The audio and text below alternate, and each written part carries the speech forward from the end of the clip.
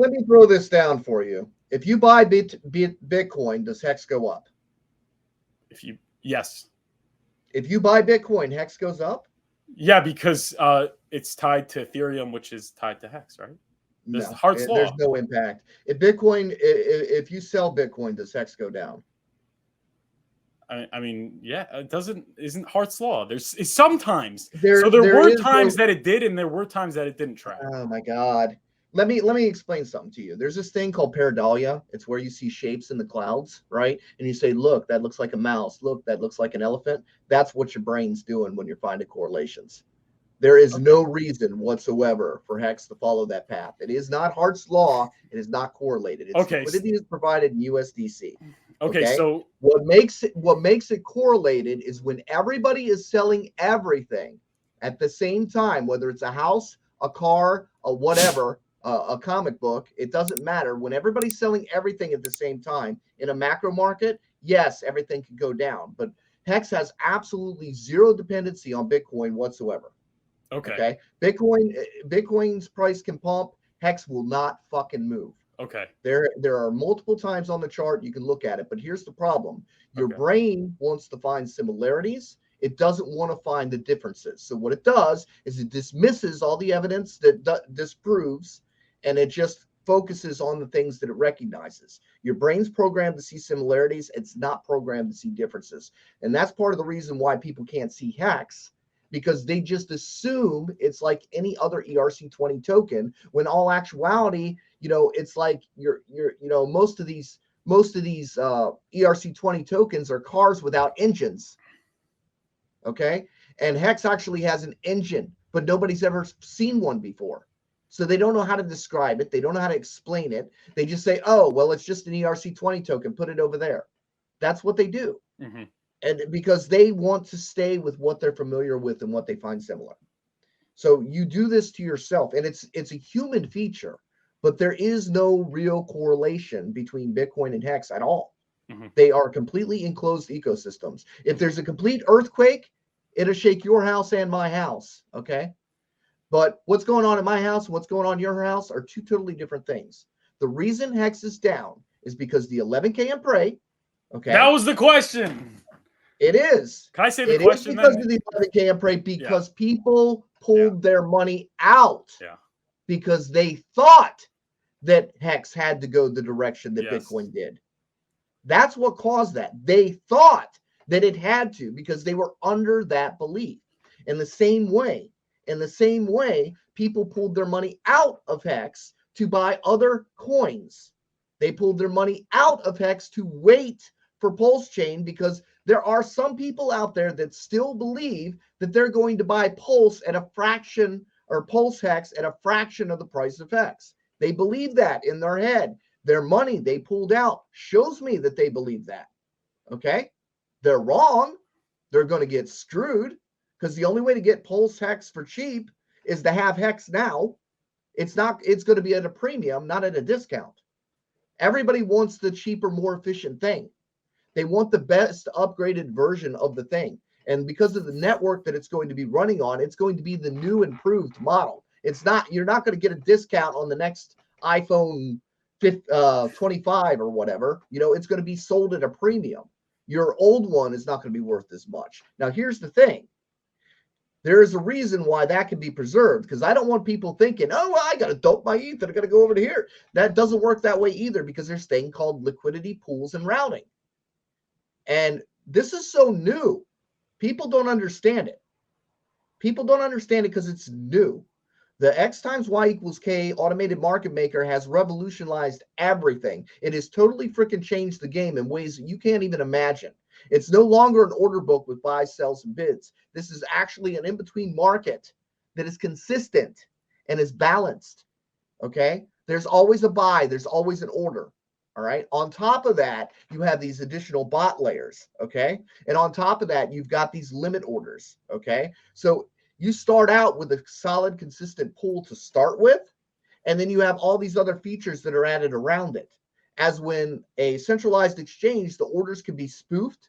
the orders can be pulled, and you cannot get a true account of what is the actual slippage and what is the actual availability. We have transparency in ways that we've never had before, and people don't even know what the hell they're looking at, and they're still playing checkers when we moved on to chess.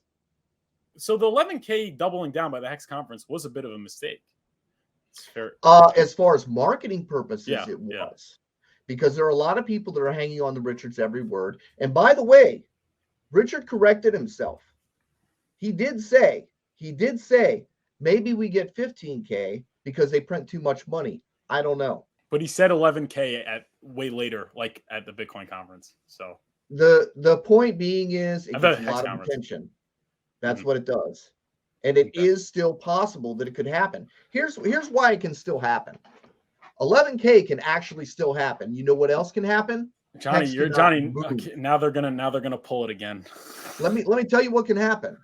HEX can sit there like it never even happened, like this solid structure in the middle of a freaking earthquake where the whole world is falling apart. You know why? Because there is a limited amount of availability. There is only so much HEX on the market that can be sold. Right now in the liquidity pool, I think there's about 64 million that you can buy if you were to click the buy button right now. And because of the X times Y equals K, you can't buy that 64 million. You could have $1 billion and you cannot click buy and buy that 64 million because a certain amount of that reserve gets held back and then it just multiplies. You cannot buy the last coin out of a liquidity pool. It just splits in sections and goes up in price. That's how it works. That's what an automated market maker does. Just because there is 64 million available HEX doesn't mean you can actually buy it. If it was on an exchange, you'd be able to buy it at X price point, right? Because it's listed. That is available at this price. But with the liquidity pools, it's constantly multiplying. It becomes exponentially more, right? And I'll tell you something else. It's not just the Hexicans that have pulled their money out of the market that people don't understand. There is over $100 billion. Listen, billion. $100 billion in stable coins. That is real market cap because those are real stable coins. You know what they're waiting for? The candles to turn green. That money also has not left the crypto space. It just stabled up.